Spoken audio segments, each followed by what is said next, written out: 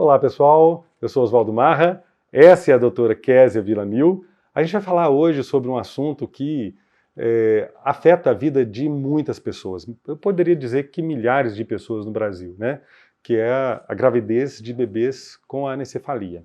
E eu trouxe aqui uma médica experiente no assunto, que tem, assim, algumas informações muito relevantes para nos dar sobre esse assunto, que é a doutora Késia, né? E eu queria, primeira coisa, que ela se apresentasse, mas antes eu quero dizer o seguinte, essa história, que esse bate-papo aqui, ele vai ter um plot twist, tá? Então eu quero que vocês fiquem até o final, porque vocês vão se surpreender com esse plot twist. É algo que impacta muito a vida das pessoas.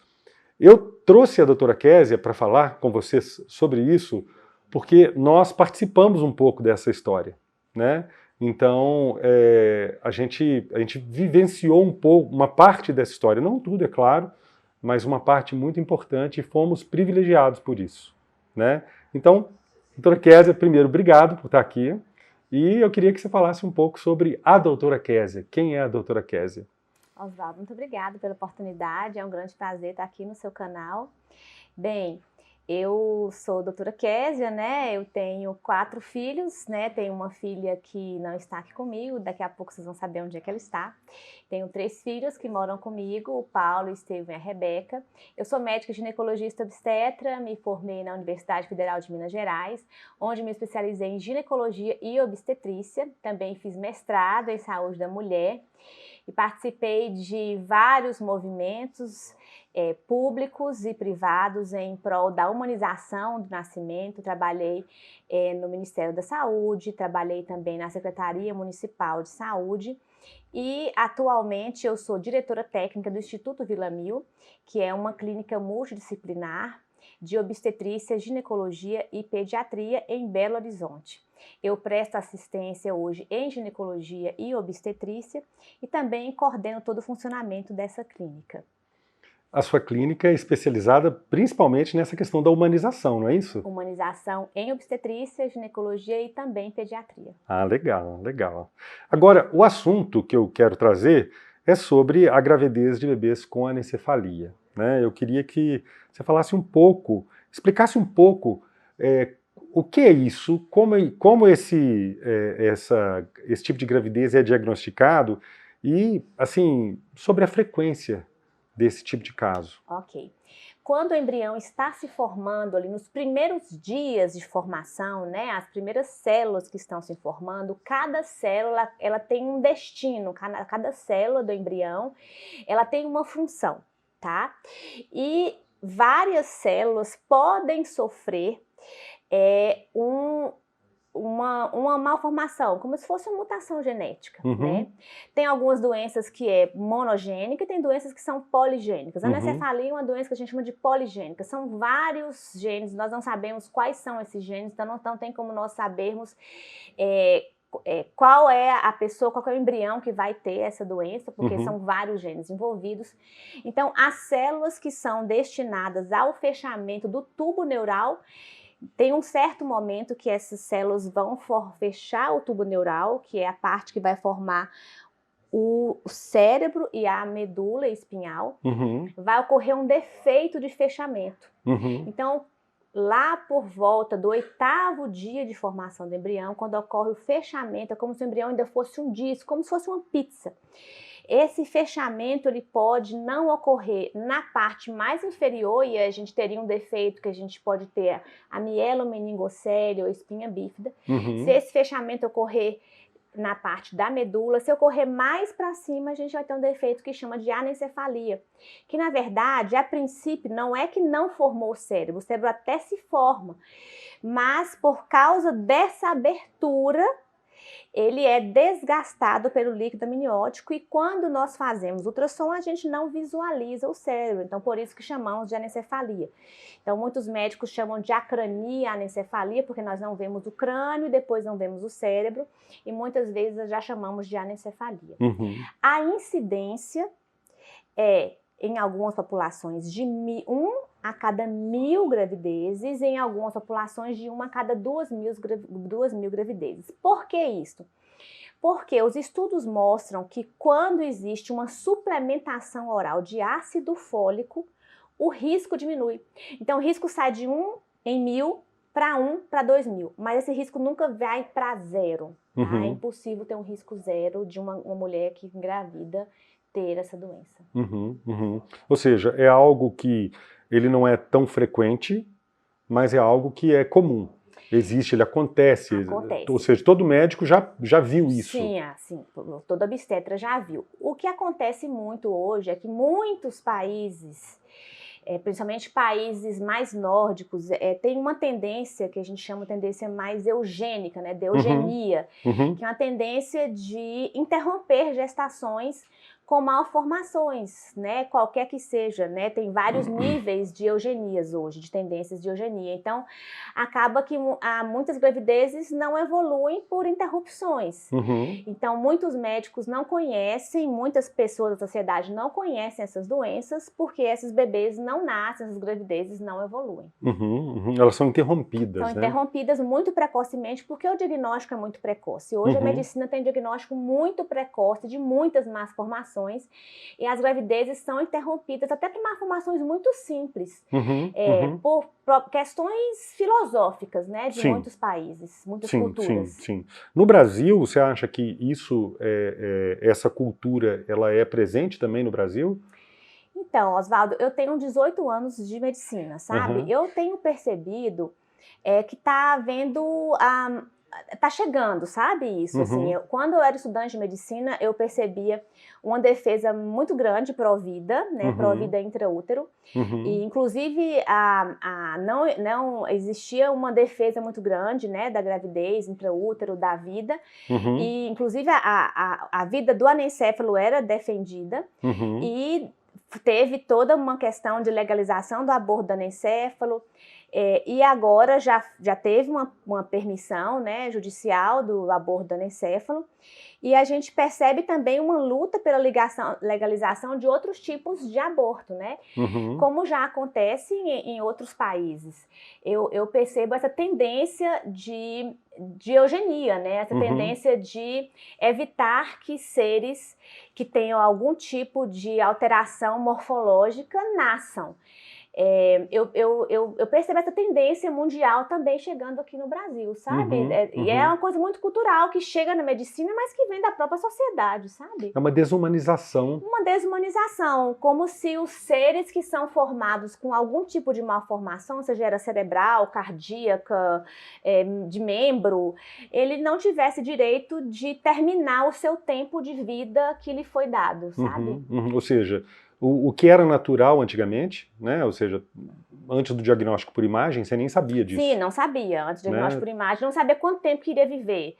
Hoje, com os estudos científicos, você tende mais ou menos a estimar, né? O que também não é estimável, porque a gente, como médico, como no Brasil tem outras síndromes, a gente acompanha muito tipo de síndromes que a gente tem um prognóstico, que a gente chama, né? Tem outras síndromes 13, síndrome 18, que a gente tem assim, vai viver 2 dias quando nascer, vai viver 1 mês. Muitas vezes a gente vai vivendo 1 ano, vivendo 2 anos. E aí as pessoas às vezes querem decidir pela interrupção da gravidez, porque vai ser uma vida sofrida. E aí, o que é sofrido? Quem somos nós para definir se essa vida deve viver fora do útero depois que nasceu ou não deve? Essas questões, às vezes, não estão sendo apresentadas, estão sendo decididas muitas vezes pelo médico, ou quem que deve decidir isso? Muitas vezes eu acho que falta discussão disso, o médico decide isso muito na calada, e o pai ou a mãe não decide, já entregue a interrupção. Isso acontece muito no primeiro mundo, e eu vivenciei isso acompanhando casais do primeiro mundo que eram quase que obrigados a interromper gravidezes por causa de bebês com alterações morfológicas, e eu percebo isso também chegando aqui. É praticamente imposto, eu poderia dizer, né? Pela própria ignorância da família que não entende o que significa uma malformação, sabe? Claro que tem famílias que entendem, tem mulheres que entendem, mas tem famílias que não entendem muito bem o que é essa malformação. e às vezes entendem que eles estão correndo algum risco, que a mulher está correndo algum risco, né? E a gente, como médico, a gente tem um certo poder, né? Porque a gente tem um conhecimento ali. E a maneira como isso é passado para a família, para a mulher, isso influencia na decisão da família, Claro, né? claro. O médico, a gente entende que tem uma ciência ali que está respaldando, né? E tem uma opinião que, teoricamente, é muito relevante nessa decisão de levar adiante ou não qualquer tipo de gravidez, né? Isso aí, com certeza, tem um poder muito grande sobre a pessoa, né? A gente viu, inclusive agora, nessa época de pandemia que a gente viveu, né? Acho que a classe médica foi muito visada nesse momento, né? Porque a opinião do médico, ela tem uma influência muito grande. E entrou por um aspecto político, né? E esse caso, essa questão do aborto, ela hoje é muito usada no meio político, né? Eu acho que ela devia ser menos política e muito mais algo relacionado à vida do que algo que caminhasse para um campo ideológico, né? Porque é muito complicado isso, né, Kézia? Porque a gente é vida, né? É vida. Quando uma gravidez é vida, né? Eu, como ginecologista, eu vejo muito o lado da mulher, né? E, claro, eu tenho 18 anos de médica, né? E sempre defendi a mulher. Eu não falo nem defendendo o embrião. Eu falo defendendo a mulher e como ela vai ficar quando ela perde o embrião. Seja perda porque ela quis perder, seja uma perda porque ela teve um aborto espontâneo, ou seja uma perda por um aborto provocado. A mulher vai sofrer a vida inteira, independente se o aborto... Uma interrupção de gravidez vai trazer sofrimento. Vai. Se o aborto foi provocado porque o bebezinho tinha malformação... E foi espontâneo. Ou espontâneo, ou foi médico, ou foi feito pelo médico, ou foi feito, ela fez porque ela estava com medo, ou se ela provocou aborto porque ela não podia ter aquele filho, independente da maneira como houve aquela perda, a mulher vai sofrer para sempre. Ou se for um aborto espontâneo, porque, né, aborto espontâneo, um aborto causa dores e marcas na mulher. Isso eu falo com muita propriedade. Indeléveis, né? Indeléveis. São dores ali. E marcas, assim. A mulher que sofre um aborto, perda gestacional, né? É uma perda. A mulher, ela encara uma gravidez como um filho. Ela idealiza um filho. E o que eu percebo na minha experiência é que quando a mulher tem uma gravidez de um bebê que tem uma doença, uma malformação, ela já se sentiu ali extremamente machucada. Porque meu corpo fez um filho doente. Eu já tenho um filho doente. Eu falhei em alguma coisa. Eu já falhei, eu já fiz um... Por quê? Por que eu fiz um filho mal feito? Por que eu fiz um filho errado, feio, O que é de errado em mim, né? O que é de errado em mim? Por que eu não dei conta de fazer um filho... Eu comi alguma coisa errada? Eu não me cuidei? O que eu fiz de errado? Porque eu não estava planejando essa gravidez. Foi porque eu sabe? Então a culpa é minha. Ou porque eu forcei e planejei demais. Demorei, esperei. Enfim, eu já errei. Agora eu faço outro erro, que é o quê? Interromper essa vida. Tá, mas eu não tenho condições de ter esse filho. Quem vai me ajudar? A sociedade vai me ajudar? O governo vai me ajudar? Enfim. Interromper a vida vai causar um trauma na mulher. As mulheres carregam esse trauma. Tá, Kézia, mas quem vai resolver esse problema? Eu não tô querendo criar um outro problema para resolver outro. A mulher que interrompe uma gravidez, seja qual for a causa que levou ela a interromper, vai ter um problema para a vida dela. Isso vai trazer para ela um sofrimento. Vai trazer um sofrimento. Não é uma coisa simples. Físico, psicológico. E emocional. Físico é o menos. Físico é muito seguro. É seguro. O problema é aqui, ó. E é um grande problema. A gente preocupa muito com o físico. A gente preocupa muito com o físico.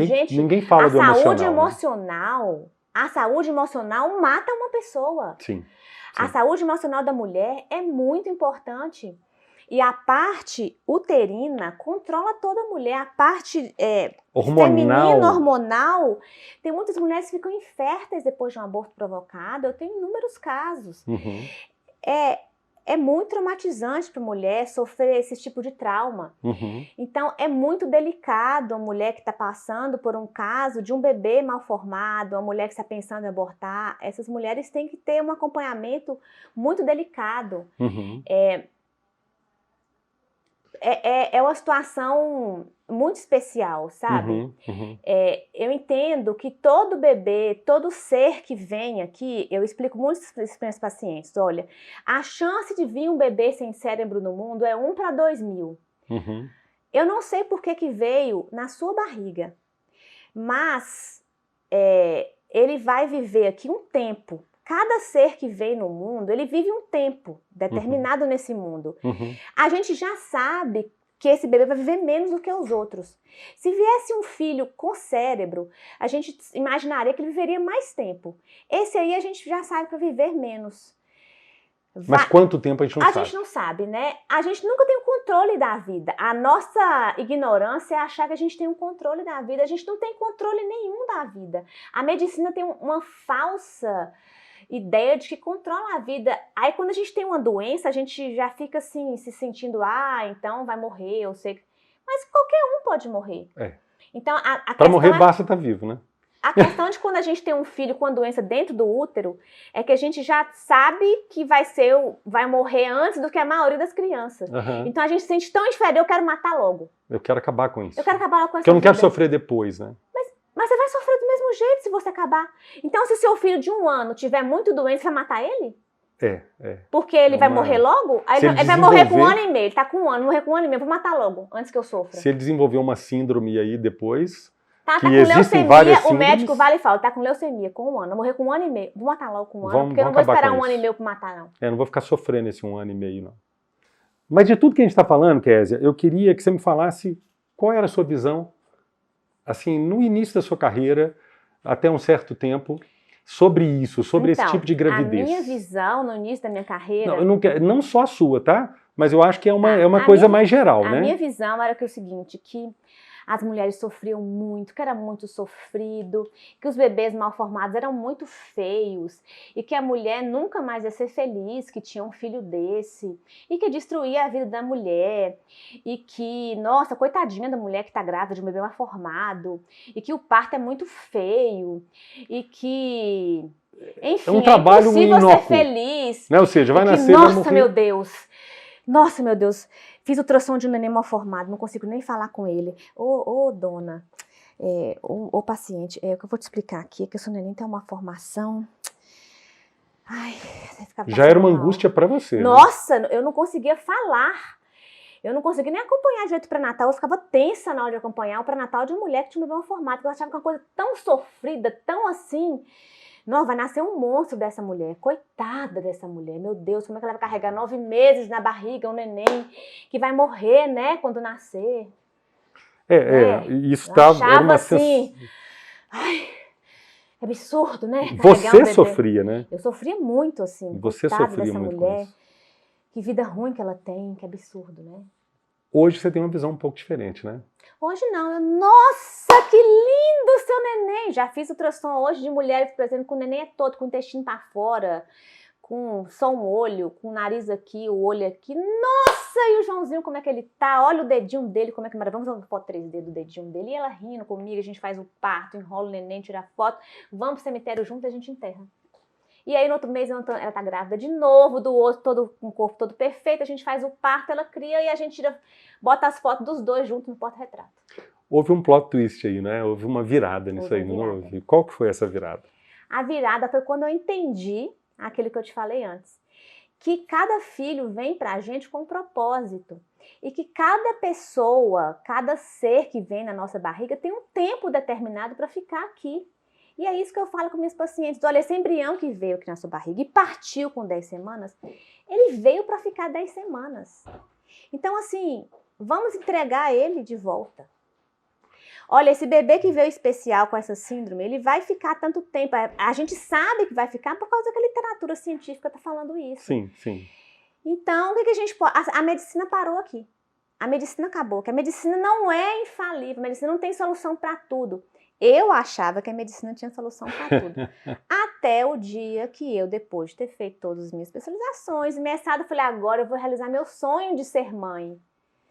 E na hora que eu fiz o ultrassom, a minha filha não tinha cérebro. A gente está rindo, é algo que trouxe sofrimento, mas é por quê? Porque isso é algo que também trouxe alegria. Muita alegria, porque eu tive um grande crescimento pessoal e profissional.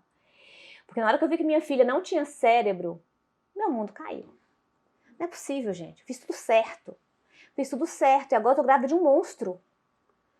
Eu sou muito inteligente. Podia faltar o coração, podia ter uma cirurgia, fazer uma cirurgia cardíaca que resolvia. Podia, sei lá, ter o intestino aberto, a gente se operava. Podia, né, faltar os dedos, sei lá, sobreviver.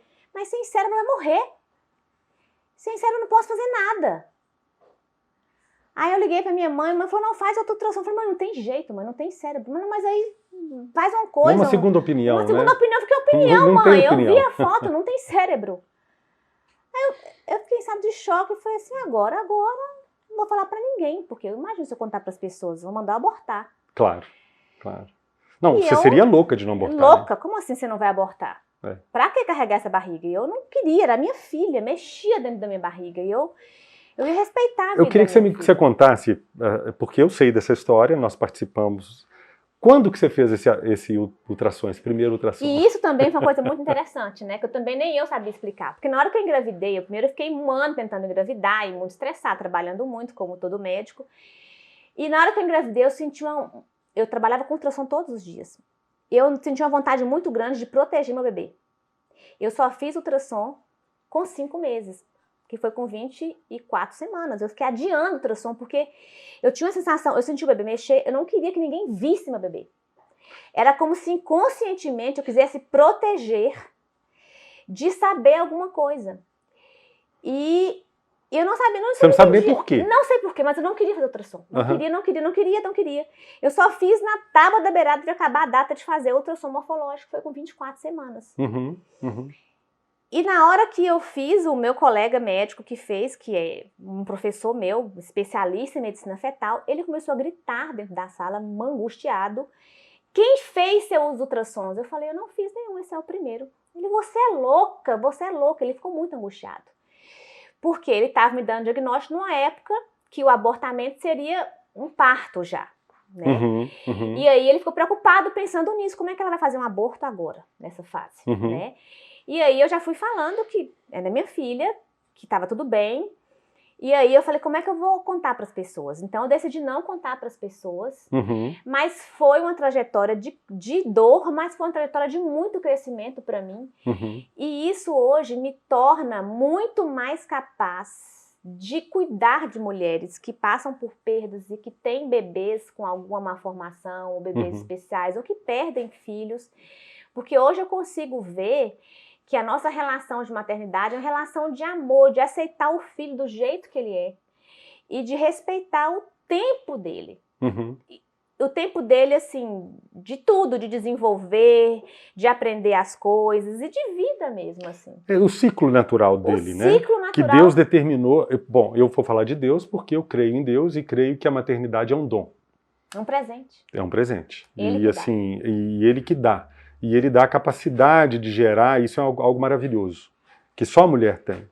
Né? Então, assim, por mais que a gente fale hoje em transexualismo e várias outras coisas, a mulher que recebeu um útero, é só ela que pode gerar. E isso é maravilhoso. Né? E eu senti isso muito forte, assim, gente, não importa se tem cérebro, o que tem, é meu neném. Deixa aqui. É seu filho. Meu filho. Está protegido aí na sua barriga. E eu vejo esse comportamento, é um comportamento tão instintivo, não é racional. Porque o meu racional era médica. Sabe? Eu tinha flechas, assim, de pensar assim, você é maluca, Kézia? Pega, assim, eu trabalhava com comprimido que faz aborto. Pega um comprimido, enfia aqui, peraí, eu tô aqui no hospital, tinha um tanto, eu enfiava aqui e saía, nascia rapidinho. É simples. Mas era meu neném, sabe? Era meu neném, era meu filho. Você encarou dessa forma, né, Kézia? Sim, agora, assim, é muito fácil. Pessoas, assim, se eu fosse... A gente fica frágil emocionalmente. E eu sei que uma mulher fragilizada, com pessoas e médicos e profissionais falando não, porque eu já ouvi muitos médicos falando com mulheres: a gravidez é de risco para você, você tem que tirar esse bebê, vai ser muito perigoso para você ter essa gravidez. Como é que ela não iria interromper a gravidez se ela estivesse ouvindo isso? Fragilizada. Você fica fragilizada, você chora muito, você fica angustiada. Você fica muito mais suscetível, né? E você quer muito ter um filho nos braços, você tem que tirar para você engravidar logo de novo. E aí, durante a gravidez, eu fui vivendo o luto. Eu fui preparando, eu fui planejando como é que eu fui entrando em contato com mulheres no mundo inteiro, que também estavam vivendo gravidez de bebês com anencefalia. Fui preparando para receber ela, fui planejando a minha vida depois dela, fui começando a sonhar como é que ia ser meus outros filhos. E fui começando... Nós estamos falando de uma gravidez, mas nós estamos falando de um bebê, da sua filha. Qual é o nome dela? O nome dela é Esther Ferreira Villamil Martins. Isso. Hoje ela mora no Paraíso e ela tem 11 anos. Isso. Porque ela nasceu no dia 26 foi aí, de junho de 2020. A gente recebeu, eu lembro quando a gente 2010. Sentou e você contou isso. Nós somos fotógrafos, eu e minha esposa, e a gente tinha feito casamento, fotografado o seu casamento, e você nos deu o privilégio de participar dessa história, né, que me emociona até hoje. Né, que no dia nós choramos juntos, né? Um misto de... foi um choro que foi um misto de tristeza e alegria, né? Porque, claro, você quer um filho para viver a vida inteira. Não é natural o filho morrer antes dos pais, né? Então, assim, é claro, você tem um filho que você quer vê-lo e o dia que você partir, você vê os filhos dele e assim por diante, né? Então, foi um misto de alegria e tristeza. Alegria por quê? Porque você quis ter e é uma filha que ia cumprir o ciclo dela. A Esther cumpriu o ciclo dela, né? E a gente pôde participar disso. Então, para a gente foi um privilégio que poucos têm, né? Foi fácil? Claro que não. Mas foi algo gratificante, né? Então, assim, você sentiu tudo que uma grávida sentiu, você viveu tudo que uma grávida viveu. E eu acho que foi interessante, porque eu lembro da gente fazendo as sessões de fotos, indo para o estúdio com a sua família, né, e fazendo as sessões de fotos da sua gravidez, da Esther.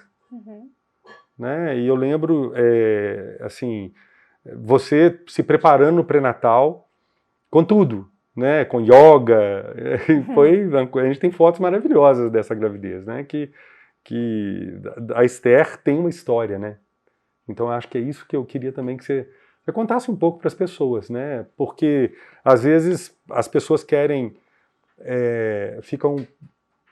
descobrem que tem uma gravidez, que o bebê não tem muita expectativa de vida, né? Ou que vai ser diferente, e querem anular essa história, querem esconder essa história, né? E será que isso vale a pena? Né? Você resolveu registrar essa história e contar essa história, que depois a gente vai falar que se transformou num livro, né? Mas eu queria que você falasse um pouco sobre isso, sobre essa experiência de resolver contar essa história. Eu decidi, na época da gravidez, não contar, porque, né, como eu sou médica, e eu era uma pessoa pública já, porque eu trabalhava numa frente política de humanização do parto. Então, eu já era uma pessoa pública e estava em vários hospitais e minha gravidez bem acompanhada, né? As pessoas iam me questionar porque eu não tinha abortado. E eu me olhar com cara... Questionar isso, né? Não ia questionar outra coisa. Por que você não abortou? Porque você não abortou. Não abortou ainda. Porque você está levando essa gravidez para frente. E eu não queria que as pessoas não amassem a minha filha e minha gravidez, né? Então, eu queria que as pessoas me amassem como uma grávida normal, né? Me olhassem como uma grávida normal. Porque existe... E eu sabia disso, né? Porque as grávidas que eu tinha no grupo sofriam esse preconceito também nesses outros países da eugenia, né? Então, eu não queria sofrer esse preconceito, então eu não falava para as pessoas que meu bebê era especial. E minha família sabia, então eu tive uma gravidez normal, eu fazia yoga, eu fiz no pré-natal, eu fiz fotos com o Oswaldo e a Jane, preparei meu parto, meu plano de parto, tive um parto maravilhoso, respeitoso, um parto normal. E o momento mais doloroso para mim foi na hora que a placenta saiu, porque foi a hora que ela faleceu. Ela nasceu viva, foi pro meu colo. E na hora que a placenta saiu foi quando realmente parou o coraçãozinho dela de bater, que parou de ir o fluxo para ela. Que é realmente um momento que a maioria dos anencéfalos falece, né? Esse foi o momento que eu chorei muito. E depois, aí a gente, do hospital, a gente já foi para o cemitério, foi do jeito que eu pedi, planejei, pedi para o diretor do hospital, né? Eu fiz esse pedido para o diretor do hospital que a gente não precisasse levar ela para a funerária, que a gente fosse direto para o cemitério. E aí a gente fez um culto lá no cemitério, e na hora que a gente teve que colocar o caixão também, descer com o caixão, também foi um momento triste, né, da despedida. Mas aí, naquele momento, eu encerrei a história, porque eu já tinha vivido todo o luto durante a gravidez, e eu voltei a trabalhar 15 dias depois, estava muito bem, né, foi um parto normal muito saudável, e eu engravidei um mês depois, na verdade, acho que 2 meses, eu menstruei uma vez só depois, e aí já engravidei do Paulo, que é meu filho que tem 10 anos hoje, e é um menino muito saudável. Mais 1 ano depois eu engravidei do Estevam, e mais 3 anos depois eu engravidei da Rebeca. Sempre foi meu sonho ter 3 filhos, né? E eu sempre tive muita certeza de que eu teria esses 3 filhos. Eu nunca tive dúvidas de que eu teria 3 filhos. E eles conhecem a Esther, a gente tem um álbum, a gente mostra para eles, conta a história da Esther toda, né? Eu levo eles ao cemitério, eles sabem lá, vão no túmulo da Esther, eles sabem contar a história da irmã. Quando eles eram menorzinhos, às vezes eles falavam assim, mamãe, mas por que você não fez um transplante de cérebro nela? Então, mas eles pegam o álbum, contam para as pessoas, mostram a foto da irmã, e com muita leveza, porque criança não tem, assim, nenhum preconceito com nada, assim. Não. Eles falam que a irmã deles viveu só dentro da barriga, falam com muita tranquilidade, assim, porque ela não tinha cérebro. Falam sem nenhum problema, assim, sem nenhum trauma, assim. E que a mãe deles queria ter 3 filhos, e aí Deus mandou 4, e essa daí era especial, por isso que ela só vivia na barriga. Eles contam do jeito que eu contei pra eles, assim, sem nenhum problema. E o álbum que a Esther tem, que é o álbum que a Jane fez, eles têm igualzinho, assim, então fica o álbum de todos juntos, assim. É muito bacana, assim. E aí eu escrevi o livro, né, porque durante a gravidez, tudo que ia acontecendo eu ia escrevendo no computador, eu ia escrevendo um diário, que era a maneira de eu ir me organizando mentalmente.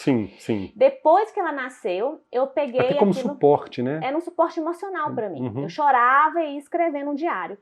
Aí esse diário eu transformei num livro. E lancei, eu falava que eu tinha que parir o livro antes de parir meu outro filho. Eu lancei esse livro com o objetivo de ajudar mulheres que passassem pelo que eu estava passando. Eu lancei esse livro 2 dias antes do Paulo nascer, que é meu segundo filho, né? E esse livro chama Diário da Gravidez de um Bebê com Anencefalia. Hoje ele está só no Kindle, na Amazon, porque já acabou a versão impressa. E esse livro eu conto tudo como é que foi a experiência. Foi uma experiência muito bem vivida, né, Kézia? Foi muito boa. Ou seja, a Esther, ela teve a vida dela. Teve a vida dela, do jeito dela. Porque dentro da barriga, ele não precisa de cérebro, assim. Porque tudo é controlado, né, pela placenta. Existe um mínimo ali, né, um tronco cerebral que ela movimentava, né? A gravidez, se não tivesse ultrassom, a gente nunca ia imaginar. Nunca ia imaginar. Né? Porque ela tem uma parte do cérebro ainda que estava lá presente, tanto é que ela tinha movimento, mas não era suficiente para a vida fora do útero, né? Então, mas eu acho que ela teve a vida que um bebê, talvez 2 séculos atrás teria, e seria normal. O que eu sempre falo é o seguinte, a gente tem que encarar e respeitar os seres como eles são, sabe? Porque a gente tem muito preconceito, assim, acho que também a gente tem que começar a olhar sabe o que não tem remédio, remediado está? Eu falo muito isso com meus pacientes, olha só. Tem bebês que vão vir com má formação, a gente chama de má formação, vamos mudar o tema. Vão vir com diferenças. Sim. Seu bebê é atípico, vamos usar esse termo. É um bebê atípico. O que é atípico? É de um time, é de um grupo que tem poucos no mundo. Tá bom? Ele é de um clube aí que tem poucos desse tipo no mundo, assim. Ele é atípico. Ele é exclusivo. Ele é atípico. Então, é atípico, tem poucos desse jeito no mundo, tá? Tá. E aí você vai ter que dar uma estudada, vai ter que dar uma gulgada nesse tipo, porque você não conhece muito isso. E aí é o seguinte, a maioria dos que é igual o seu, ele é assim, assim, assim. Você tem que entender mais ou menos como é que funciona, porque você nunca viu um desse jeito. Pronto, agora você acostuma como é que é o seu e vai cuidar do seu do jeito que ele é e vai aceitar ele, porque não tem como mudar. Uhum. Tem coisas que tem como mudar, tem como tratar, tem como pra poder ficar igual a maioria. Ou você aceita ou você aceita. Agora, tem como ser a questão da eugenia, que é você interromper para todo mundo ficar igual. Tem países que não nascem mais nem bebê com síndrome de Down. Quando eu fiz estágio na Europa, quando eu era estudante de medicina, abortava os Down tudo lá. Não nascia síndrome de Down. Por quê? Porque as pessoas não querem ter filho com síndrome de Down. Então, assim, e aí? Aí é uma questão muito filosófica, sabe? É uma questão, não sei, ética, religiosa. Onde é que nós vamos chegar com isso, assim? E tem muitos países que você fica doente e já quer morrer. Não quer nem tratar. Sim, sim. Entendeu? Então, existem países... Vai começando a fazer questionamento, assim, eu tô com depressão, não quero, vou morrer, quero me matar.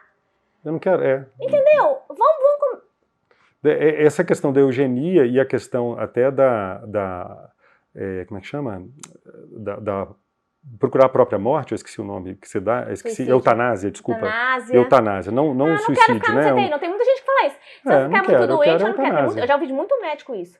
Se eu tiver um AVC, já vi um tanto de colega meu falando, se eu tiver um AVC e a gente for ficar na cama, vocês me matem, que eu não quero ficar numa cama de AVC, não. Já vi muita gente falando isso. Eu acho assim, existe a eutanásia e existe aquela morte digna, né? Ou seja, eu não quero que fiquem dando muito suporte. São duas coisas diferentes, né?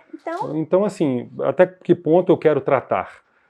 Tem gente que pode resolver não tratar mais alguma doença, né? Agora, são coisas diferentes. Uma coisa é interromper. Exatamente, interromper a vida. Uma coisa é você fazer uma coisa para matar. E hoje estão querendo colocar as duas coisas em pé de igualdade. Eu acho que uma coisa é com doença muito grave, você está gastando remédio, entubando. E sofrendo, né? Prolongando o sofrimento. Dentro de um CTI, um lugar feio de um hospital. Outra coisa é a pessoa estar aqui viva, você falar dar um remédio para matar. Entendeu? Aí você... romantizaram isso num filme, né? Que é Como Eu Era Antes de Você, né? De um rapaz que ele é tetraplégico e ele resolve interromper a vida dele. Né? E ele vai para um país para praticar a eutanásia, porque ele resolve que ele não quer viver daquele jeito, que ele não se considera digno daquele tipo de vida.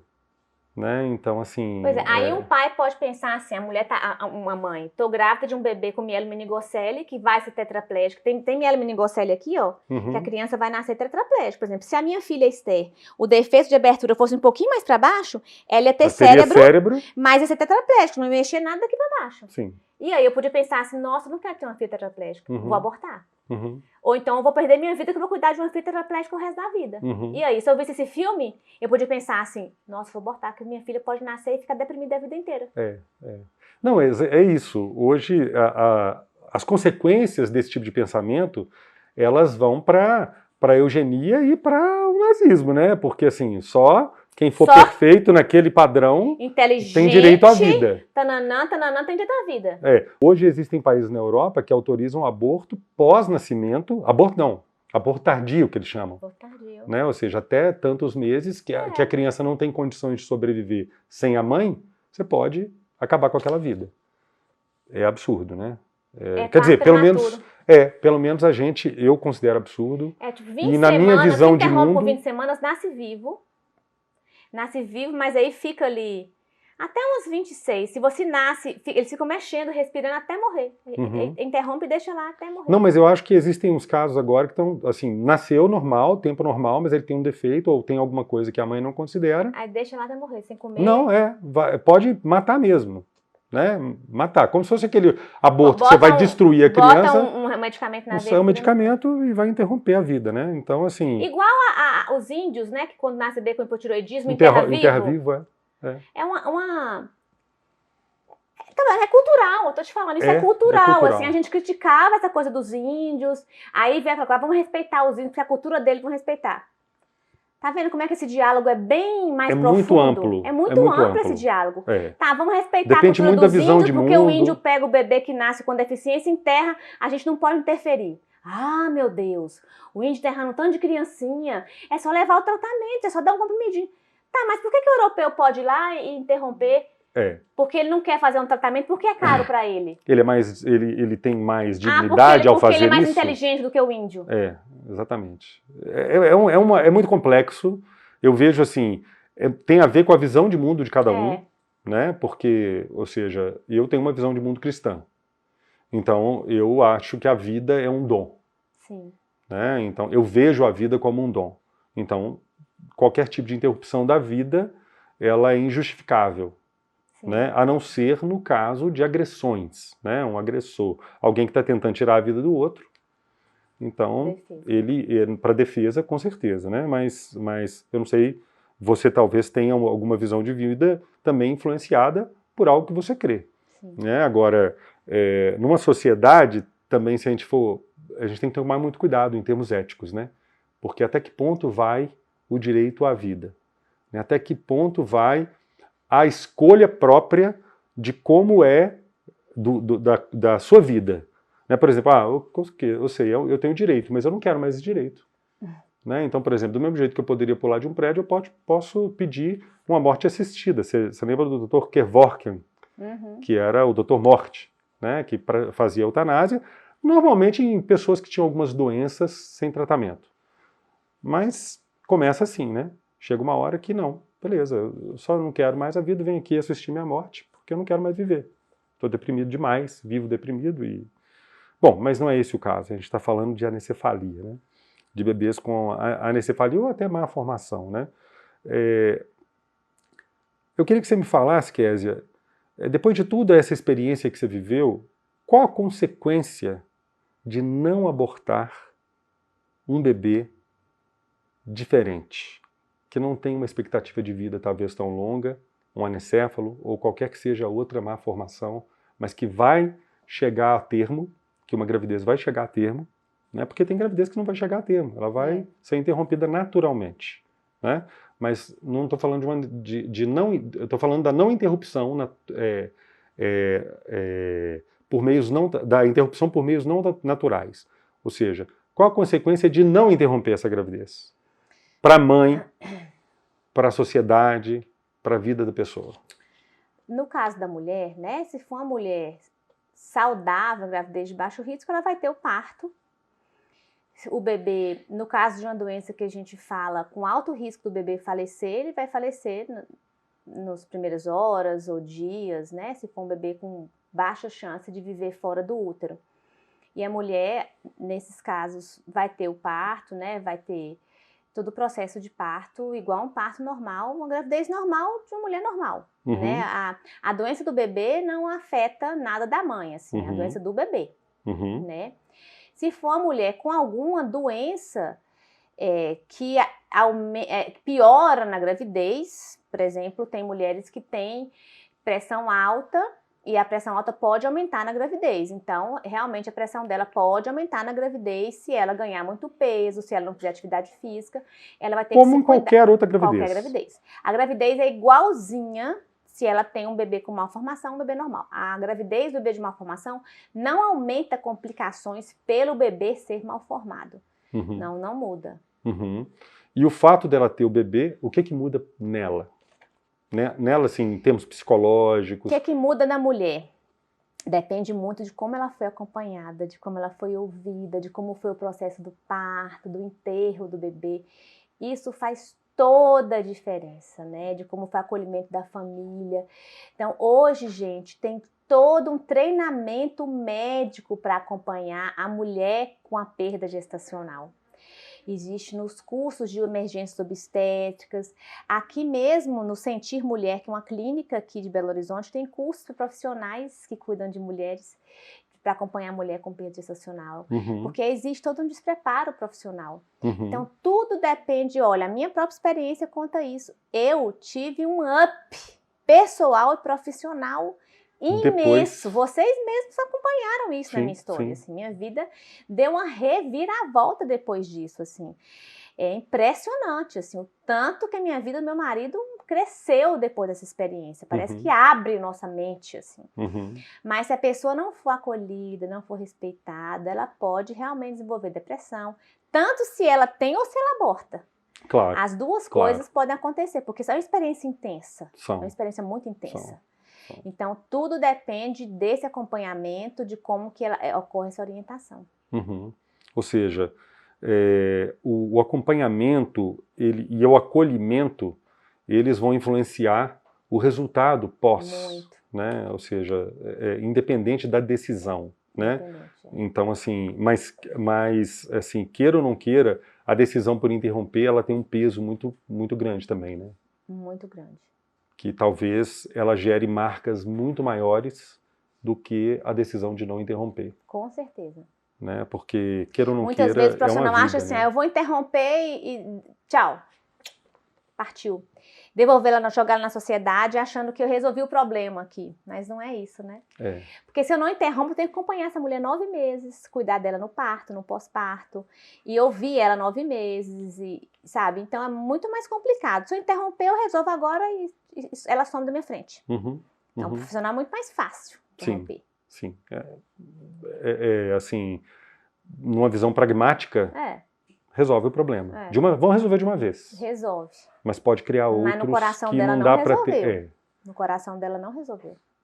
Então a gente, o que você diria hoje para uma mãe que Eu diria para uma mãe que ela procure grupos de mães. Tem no Facebook, tem na internet, procure. No Facebook tem vários grupos de mães que estão grávidas de bebês especiais. Do que o seu bebê tem, você vai achar um grupo, tá? Pode procurar no Facebook que você vai achar. Da síndrome que for do seu bebê, você vai achar um grupo. Procure profissionais, ou psicólogos, ou obstetras, que acompanhem gravidezes de bebês especiais, né?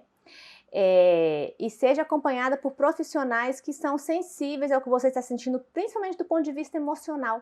Porque a saúde emocional é tudo nessa vida. Do seu coração vão surgir as doenças do seu corpo. Se a gente não está saudável emocionalmente, a gente não vai para frente.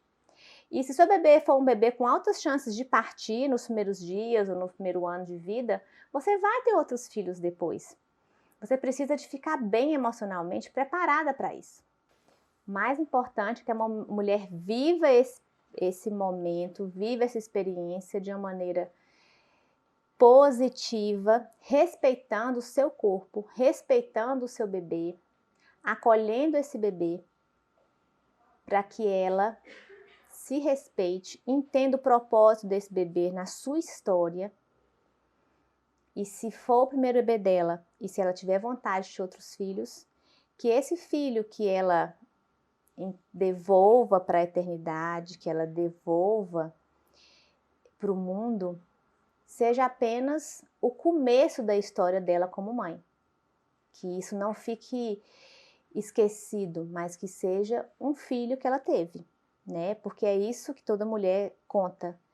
Eu tive X filhos, um filho não está comigo porque eu perdi com tantas semanas ou perdi tanto tempo depois do parto. Toda mulher conta sim. A mulher não deixa passar. Pode ser uma perda com 5 semanas. E elas contam se foi a causa dos abortos, quando o aborto foi provocado. Pelo menos para o ginecologista elas sempre contam. E enchem os olhos de lágrimas quando contam essas histórias, né? Para a gente elas sempre abrem o coração. E eu falo isso porque talvez para as pessoas elas não contam quando os abortos são provocados. Para nós elas contam e contam os detalhes das histórias. Então, nesses meus 18 anos de consultório, os abortos provocados, as consultas demoram muito. Porque os abortos provocados são motivos de muita tristeza. Seja o motivo que foi. Bom, para você que está assistindo esse vídeo, se esse é o seu caso, siga eu acho que essa é a maior recomendação, né? Procure pessoas que já passaram pelo que você está passando, né? Procure médicos que têm experiência com isso, né? Com esse tipo de gravidez, porque o principal é você pensar não só agora, né? Porque o imediatismo ele leva a pensar assim, ó, é melhor abortar. Talvez traga consequências muito pesadas para sua vida e talvez sejam consequências que sejam até insuportáveis. Eu acho que o índice, inclusive de suicídio, de pessoas que já provocaram aborto é mais alto, né? Porque o dano psicológico ele é muito grave, né? Então a gente tem que pensar muito bem, né, nisso tudo, né, Kézia? Bom, eu quero agradecer a Kézia por esse tempo, pelo compartilhar a sua experiência, um pouco da sua vida, né? Porque isso é algo que é totalmente pessoal, né? E eu tenho certeza que isso vai fazer diferença na vida de outras pessoas. Eu que agradeço. Né? Obrigado. E nós temos um carinho também muito grande por termos participado dessa história. Foi. A gente foi privilegiado, tá? Kézia, obrigado. Obrigada. E fique com Deus. Até a nossa próxima entrevista.